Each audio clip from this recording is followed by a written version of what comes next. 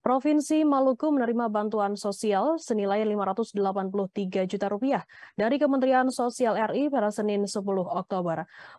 Bantuan sosial Rp583 juta itu terdiri dari beras sebanyak 20 ton dengan nilai Rp215 juta, kemudian kearifan lokal sebanyak 2 lokasi untuk Kabupaten Maluku Tenggara santunan sebesar Rp115 juta kepada korban konflik sosial sebanyak 14 orang di Kabupaten Maluku Tengah.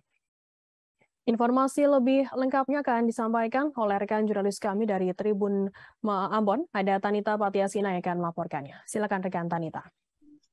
Baik Tribuners dan rekan Suda, pada hari Senin 10 Oktober 2022 kemarin, Kementerian Sosial Republik Indonesia menyerahkan bantuan sosial kepada Provinsi Maluku dengan nilai sebesar Rp583.449.000 dan itu semua terdiri dari beras sebanyak 20 ton, kemudian ada bantuan kearifan lokal di 2 lokasi di Kabupaten Maluku Tenggara.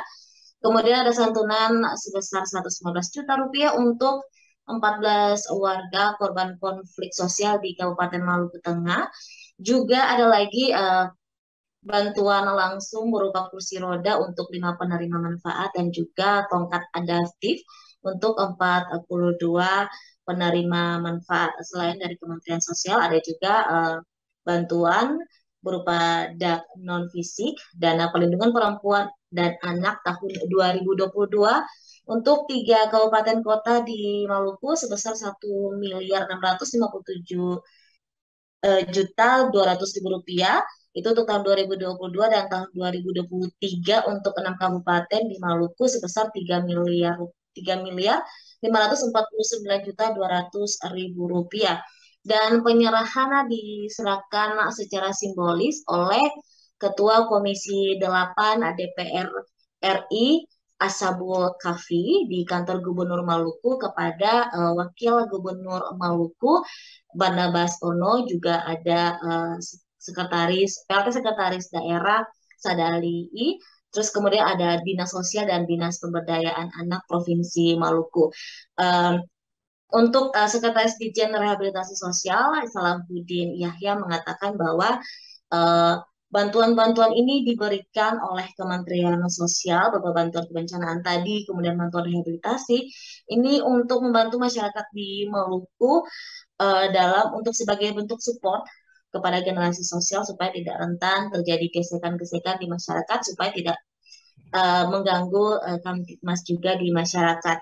Sementara itu, Ketua Komisi 8 DPR RI yang menyerahkan langsung bantuan sosial mengatakan meminta juga kepada pemerintah daerah supaya bantuan ini tepat sasaran dan data-data yang dari daerah itu terus diupdate supaya memang betul-betul yang menerima bantuan ini adalah warga yang membutuhkan.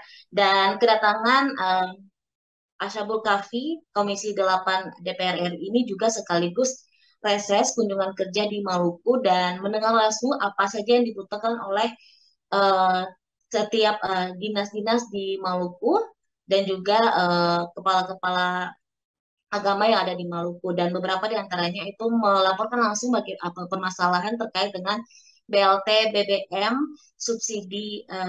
BLT subsidi BBM yang memang agak cukup terhambat di beberapa daerah yang sulit dijangkau di Maluku. Kemudian juga dari Sinode GPM sendiri menyinggung soal kondisi pengungsi Kariu di Maluku Tengah, khususnya di Pulau Haruku, untuk mereka bisa melihat secara langsung bagaimana kondisi para pengungsi di sana. Demikian rekan Firda dan Tribuners. Baik, terima kasih rekan jurnalis dari Tribun Ambon, Tanita, atas laporan Anda. Selamat bertugas kembali. Dan Tribuners, akan kami tampilkan wawancara dari Ketua Komisi 8 DPR RI Ashabul Kafi dan Sekretaris Ditjen Rehabilitasi Sosial Salahuddin Yahya. Berikut liputannya untuk Anda. Pendataan, jadi kuncinya di pendataan. Makanya kita dorong juga pemerintah daerah agar rutin mengupdate data para penerima itu. Ini masalahnya. Dan data yang hari ini bulan depan itu karena update datanya sering lambat, dan itu maaf terjadinya dari daerah karena data yang ada di Pusdatin itu kan data dari daerah kan Pak. Agar orang-orang yang tidak mampu harapan kita dengan intervensi dari pemerintah, bantuan-bantuan dari pemerintah itu tujuannya apa? Untuk memberdayakan warga masyarakat sehingga mereka bisa keluar dari kondisi ketidakberdayaan, kondisi kemiskinan. Itu sebenarnya tujuan dari bantuan-bantuan. Jadi bantuan-bantuan dari pemerintah itu bukan untuk memelihara orang miskin, tetapi untuk mensupport dengan harapan dengan bantuan-bantuan ini suatu waktu mereka bisa berdaya dan bisa mandiri. Jalur itu melalui arahan Ibu Menteri terus-menerus melakukan upaya peningkatan kualitas maupun kuantitas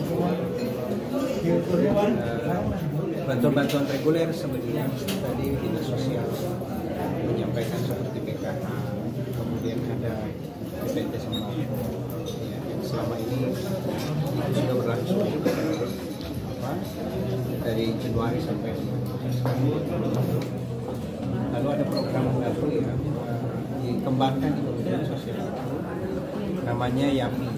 Program YAPI itu program yatim atensi yatim piatu. Diberikan bantuan kepada yatim, kepada piatu dan kepada anak. Kemudian ada bantuan juga namanya PENA. PENA itu pahlawan ekonomi Nusantara. Lalu ada lagi bantuan namanya RST. Apa itu RST? Rumah Sejahtera Terpadu. Ini diberikan kepada masyarakat ya setelah dilakukan asesmen, memastikan bahwa masyarakat itu membutuhkan. Terima kasih sudah nonton. Jangan lupa like, subscribe, dan share ya.